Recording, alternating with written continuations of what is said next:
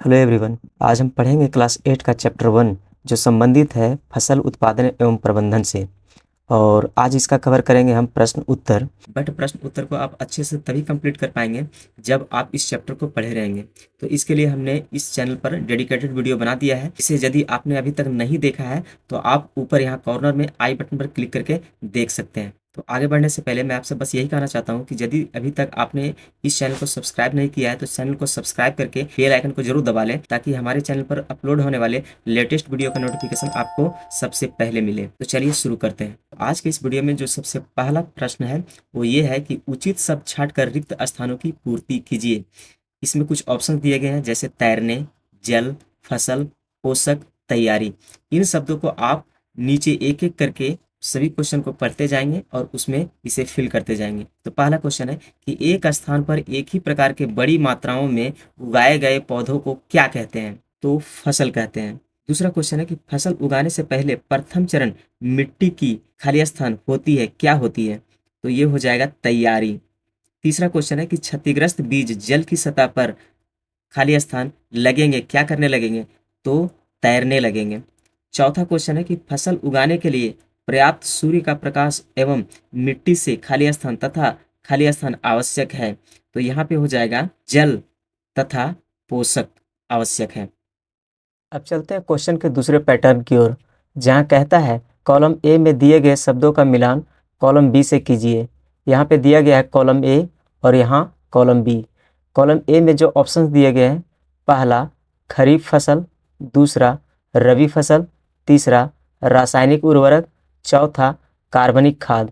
और column B में जो ऑप्शंस दिए गए हैं वो है ए मवेशियों का चारा, बी यूरिया एवं सुपर फास्फेट, सी पशु अपशिष्ट, गोबर, मूत्र एवं पादप अवशेष, डी गेहूं, चना, मटर, ई धान एवं मक्का। अब इसका मिलान हम एक एक करके पढ़ेंगे और उसे मिलान करते चलेंगे। तो पहला है खरीफ फसल, इसका ऑप्शंस हो जाएगा ई धान एवं मक्का। दूसरा है रबी फसल, जिसका ऑप्शंस हो जाएगा गेहूं, चना और मटर। तीसरा है रासायनिक उर्वरक, जिसका ऑप्शंस हो जाएगा कॉलम बी में बी यूरिया एवं सुपर फास्फेट। चौथा है कार्बनिक खाद, जिसका ऑप्शंस हो जाएगा पशु अपशिष्ट, गोबर, मूत्र एवं पादप अवशेष। अब बढ़ते हैं तीसरे क्वेश्चन की ओर, जहाँ पर कहता है निम्न के दो दो उदाहरण दीजिए। पहला खरीफ फसल, इसका पहला उदाहरण है धान, दूसरा है मक्का। खा रबी फसल, इसके दो दो उदाहरण दीजिए। पहला है गेहूं और दूसरा है चना। क्वेश्चन नंबर 4, निम्न पर अपने शब्दों में एक एक पैराग्राफ लिखिए।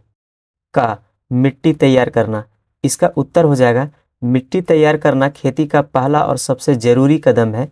इसमें मिट्टी को अच्छे से जोतकर उसे नरम और भूरी भूरी बनाया जाता है ताकि पौधे की जड़ें आसानी से फैल सके। इसके बाद मिट्टी में गोबर, खाद या उर्वरक मिलाया जाता है जो पौधे को पोषण देता है। मिट्टी की नमी बनाए रखने के लिए पानी डालना भी जरूरी होता है। अच्छी तरह से तैयार की गई मिट्टी फसल की बेहतर उपज सुनिश्चित करती है। प्रश्न खा बुआई, इसका उत्तर हो जाएगा बुआई खेती का महत्वपूर्ण चरण है जिसमें बीजों को खेत में बोया जाता है। इसे सही समय और मौसम में करना जरूरी है ताकि बीज अच्छी तरह से अंकुरित हो सके। बीजों की गुणवत्ता और गहराई का ध्यान रखा जाता है ताकि उन्हें पर्याप्त पोषण और पानी मिल सके। बुआई के बाद मिट्टी को हल्का दबाया जाता है जिससे बीज जमीन में सुरक्षित रहे। सही बुआई फसल की अच्छी उपज के लिए बहुत ही महत्वपूर्ण होती है। प्रश्न ग निराई, जिसका उत्तर हो जाएगा निराई का मतलब खेत से खरपतवार या अनावश्यक घास फूस को हटाना है। ये घास फूस फसलों के पोषक तत्वों को खींच लेते हैं जिससे फसल की वृद्धि पर बुरा असर पड़ता है। निराई हाथ से या कृषि उपकरणों की मदद से की जाती है। इसे समय समय पर करना जरूरी है ताकि फसल को उचित पोषण और पानी मिल सके। निराई से खेत साफ सुथरा रहता है और फसल की उपज बेहतर होती है। प्रश्न घ थ्रेसिंग, जिसका उत्तर हो जाएगा थ्रेसिंग एक कृषि प्रक्रिया है जिसमें फसल से दाने अलग किए जाते हैं। यह काम कटाई के बाद किया जाता है। थ्रेसिंग में फसल को पीट कर मशीनी उपकरणों से या हाथों से दानों को भूसों से अलग किया जाता है। यह प्रक्रिया खास तौर पर गेहूं, धान और जौ जैसी फसलों में होती है। थ्रेसिंग के बाद दाने को साफ कर भंडारण के लिए तैयार किया जाता है। यह फसल की कटाई के बाद एक महत्वपूर्ण कदम है। प्रश्न संख्या 5, स्पष्ट कीजिए कि उर्वरक खाद से किस प्रकार भिन्न है। तो इसका उत्तर हो जाएगा उर्वरक और खाद में अंतर। उर्वरक और खाद दोनों पौधे की वृद्धि के लिए पोषक तत्व प्रदान करते हैं, लेकिन इनमें अंतर है।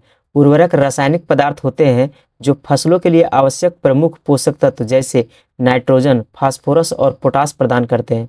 यह तुरंत प्रभावी होते हैं। वहीं खाद जैविक पदार्थ है जो गोबर, गूथी हुई मिट्टी या पौधों के अवशेष से बनता है। खाद धीरे धीरे पोषक तत्व प्रदान करता है और मिट्टी की गुणवत्ता को सुधारता है।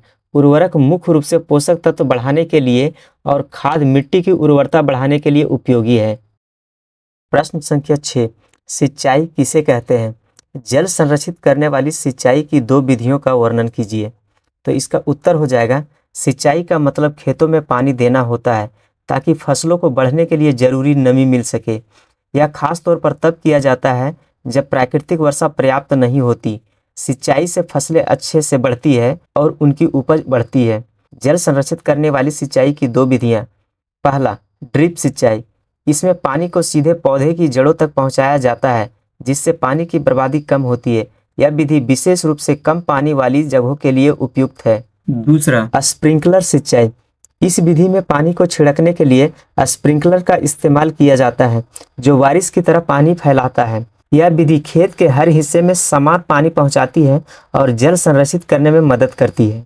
प्रश्न संख्या 7, यदि गेहूं को खरीफ ऋतु में उगाया जाए तो क्या होगा, चर्चा कीजिए। तो इसका उत्तर हो जाएगा यदि गेहूं को खरीफ ऋतु जो गर्मियों में होती है में उगाया जाए तो इसकी वृद्धि पर नकारात्मक असर होगा। गेहूं एक रबी फसल है जिसे ठंडी मौसम में उगाने की जरूरत होती है। खरीफ ऋतु में मौसम गर्म होता है और गेहूं को ठंडे तापमान की आवश्यकता होती है ताकि वह सही तरीके से बढ़े और दाने बने। गर्मी में गेहूं का उत्पादन कम होगा और फसल ठीक से विकसित नहीं होगी। इससे उपज में भी कमी हो सकती है। प्रश्न संख्या 8, खेत में लगातार फसल उगाने से मिट्टी पर क्या प्रभाव पड़ता है, व्याख्या कीजिए। तो इसका उत्तर हो जाएगा खेत में लगातार फसल उगाने से मिट्टी पर प्रभाव। खेत में लगातार फसल उगाने से मिट्टी की उर्वरता और गुणवत्ता पर कई नकारात्मक प्रभाव पड़ते हैं। पहला, पोषक तत्वों की कमी। लगातार खेती करने से मिट्टी में कुछ विशेष पोषक तत्व जैसे नाइट्रोजन, फास्फोरस और पोटेशियम की मात्रा घट जाती है। यह मिट्टी को बंजर बना सकता है। दूसरा, मिट्टी की संरचना बिगड़ना। बार बार खेती से मिट्टी सख्त और कम उपजाऊ हो जाती है या पौधों की जड़ों के फैलने और पानी के अवशोषण में बाधा डालती है। तीसरा, मृदा अपरदन। लगातार खेती से मिट्टी का ऊपरी भाग कमजोर हो जाता है जिससे बारिश या हवा के कारण मिट्टी का क्षरण होता है। चौथा, रासायनिक असंतुलन। बार बार उर्वरकों और कीटनाशकों का उपयोग मिट्टी में विषाक्तता बढ़ाता है जिससे फसल और पर्यावरण दोनों पर बुरा असर पड़ता है। इन समस्याओं से बचने के लिए फसल चक्र, जैविक खाद का उपयोग और भूमि को कुछ समय के लिए खाली छोड़ना जैसे उपाय किए जाने चाहिए। प्रश्न संख्या 9, खरपतवार क्या है, हम उनका नियंत्रण कैसे कर सकते हैं। खरपतवार वे अवांछित पौधे हैं जो खेत में फसल के साथ उग आते हैं। ये फसल के लिए उपलब्ध पोषक तत्व, पानी, धूप और स्थान का उपयोग कर फसल की वृद्धि को बाधित करते हैं। खरपतवार फसलों के उत्पादन को कम करने के साथ साथ बीमारियों और कीटों को भी आकर्षित करते हैं। खरपतवार का नियंत्रण। खरपतवार को नियंत्रित करने के लिए निम्नलिखित उपाय किए जा सकते हैं। पहला, हाथ से निराई। खेत से हाथ या उपकरणों की मदद से खरपतवार को जड़ से निकालना। दूसरा, जुताई। खेत की मिट्टी को जोतकर खरपतवार को नष्ट करना। तीसरा, रासायनिक विधि। खरपतवार नाशक जैसे रसायनों का उपयोग करना। यह विधि प्रभावी होती है लेकिन इसे सावधानी पूर्वक उपयोग करना चाहिए। चौथा, मल्चिंग। मिट्टी को ढककर खरपतवार के बीजों को उगने से रोकना। पांचवा, फसल चक्र।